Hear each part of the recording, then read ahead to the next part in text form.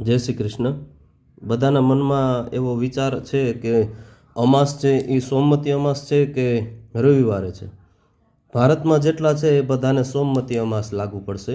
ટાન્ઝાનિયામાં જેટલા છે એ લોકોને 14 તારીખ અને રવિવારના અમાસ થઈ જશે. આ ભારતના સેટિંગ પ્રમાણે આ સોફ્ટવેરમાં રાખ્યું છે. અત્યારે 14 જૂન 2026 રવિવાર. ત્યાં 14નો ભાગ કેટલા વાગ્યા સુધી છે? તો કે બપોરે 12:19 સુધી રવિવારે 14 તારીખે. હવે ત્યાં 15 તારીખે સોમવારના દિવસે અમાસનો ભાગ છે એ 8:23 સુધી છે. એનો અર્થ એવો થાય કે જે દિવસે સૂર્યોદયના ભાગમાં જે તિથિ હોય એ દિવસે ઉજવવાની હોય. અહીંયા સૂર્યોદયના ભાગમાં છે એ 14ની તિથિ હોય અને અમાસ છે એ બપોરના 12 વાગે બેસે છે કે છેટ 15 તારીખે સવારે 8:23 પૂરી થાય છે. એટલે ભારતમાં જેટલા છે એ બધાને થશે 15 જૂનના અમાસની. અને આપણે બધા ટાન્ઝાનિયામાં છીએ.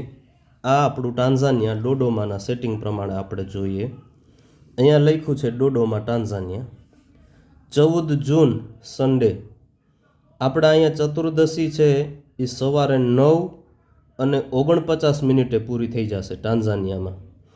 અને 9:50 સવારની જેવી થશે એટલે આપણે અમાસની તિથિ ચાલુ થશે.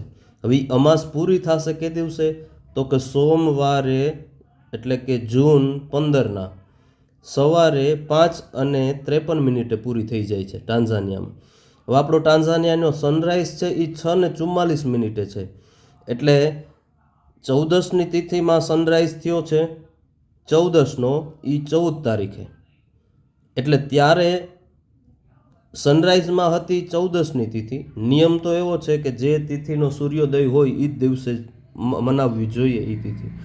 પણ સૂર્યોદય થઈ ગયો અને બીજે દિવસે પાછો જે સૂર્યોદય થાય છે 15 તારીખનો એ તો થાય છે 6:44 અને અમાસની તિથિ પૂરી થઈ જાય છે સવારમાં 5:53.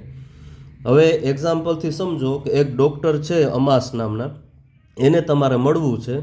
હવે એ 14 જૂનના ટાન્ઝાનિયા આખામાં અવેલેબલ છે. સન્ડેના દિવસે સવારે 9:50 લઈ અને 15 જૂનના સવારે 5:53 સુધી સન્ડેના એક જ દિવસ અવેલેબલ છે.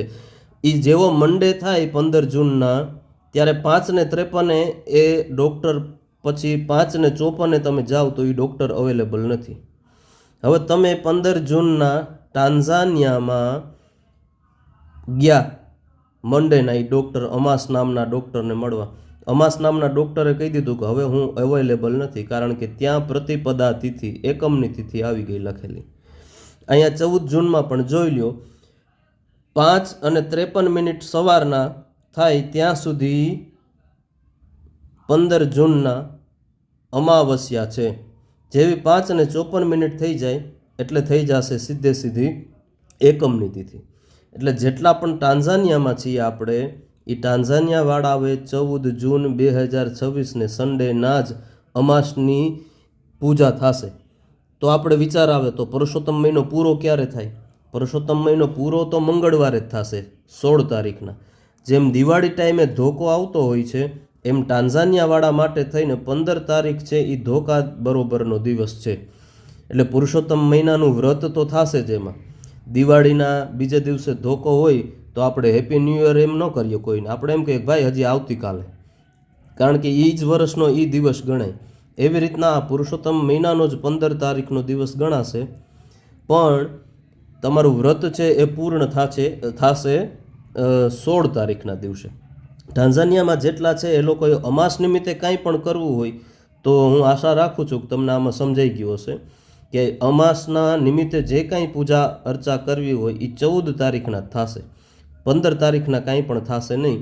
છતાં પણ કાંઈ ન સમજાય તો મારા નંબર છે +255 0 અથવા તો 0 લગાડો અથવા તો +255 લગાડો 699697 મને ફોન કરીને પણ પૂછશો તો પણ હું સમજાવવાની ટ્રાય કરીશ. જય શ્રી કૃષ્ણ.